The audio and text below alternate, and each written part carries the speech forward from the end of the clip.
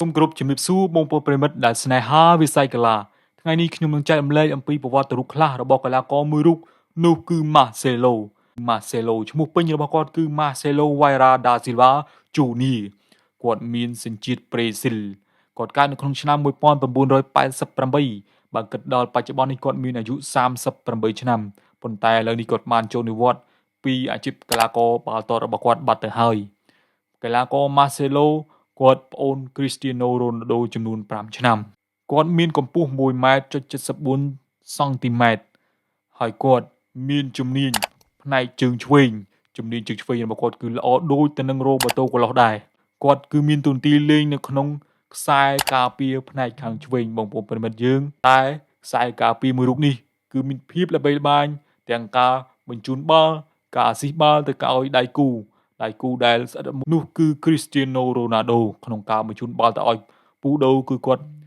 យកចិត្តទុកដាក់និងបញ្ជូនបាល់ដោយល្អបំផុតសម្រាប់ Marcelo ទៅកាន់ Cristiano Ronaldo គឺដៃគូការប្រើប្រាស់ skill របស់ Marcelo គឺមាន talent ពីធម្មជាតិបូកផ្សំនឹងការហ្វឹកហាត់របស់គាត់ផងដែរនៅក្នុងឆ្នាំ2005គាត់បានជីពជាកីឡាករបាល់ទាត់ចូលលេងក្នុងក្លឹប Fluminense នៅឯប្រទេសប្រេស៊ីលរហូតដល់ឆ្នាំ2006គាត់បានចាក់ចេញពីក្លឹប Fluminense ហើយធ្វើដំណើរបន្តទៅក្នុងក្លឹប Real Madrid ក្នុងឆ្នាំ2007ដល់ឆ្នាំ2022ទើបគាត់ចាក់ចេញពីក្លឹប Real Madrid គិតទៅយូរឆ្នាំដែរបងប្អូនប្រិមិត្តទម្រាំគាត់ចាក់ចេញពីក្លឹប Real Madrid ប៉ុន្តែមុននឹងដែលគាត់ចាក់ចេញពីក្លឹប Real Madrid គាត់បានបង្កើតស្នាដៃជាច្រើនក្នុងការនាំឲ្យក្លឹប Real Madrid ឈ្នះពាន UEFA Champions League ផងដែរគាត់លេងនៅក្នុងក្លឹប Real Madrid ប្រហែលជា500ប្រកួតបងប្អូនប្រិមិត្តយើងគឺច្រើនមែនទែនមិនតិចប្រកួតទេក្នុងការលេងនៅក្នុងក្លឹប Real Madrid អ្វីដែលចម្លែកមួយទៀតគឺគាត់មានអាយុត្រឹមតែ18ឆ្នាំប៉ុណ្ណោះក្នុងការចូលលេងនៅក្នុងក្លឹប Real Madrid នៅឆ្នាំ2007រហូតដល់ឆ្នាំ2022គាត់បានចាក់ចេញហើយបន្តដំណើរទៅលេងនៅឯប្រទេសក្រិកគឺក្នុងក្លឹប Olympiacos នៅឆ្នាំ2022រហូតដល់ឆ្នាំ2023លើសពីនោះក្នុងឆ្នាំ2023គាត់បានចាក់ចេញពីក្លឹប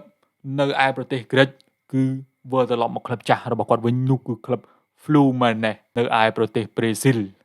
កីឡាករ Marcelo Brozovic គាត់បានបន្សល់ស្នាដៃទុកជាច្រើនដូចជាគាត់បានបង្កើតស្នាដៃ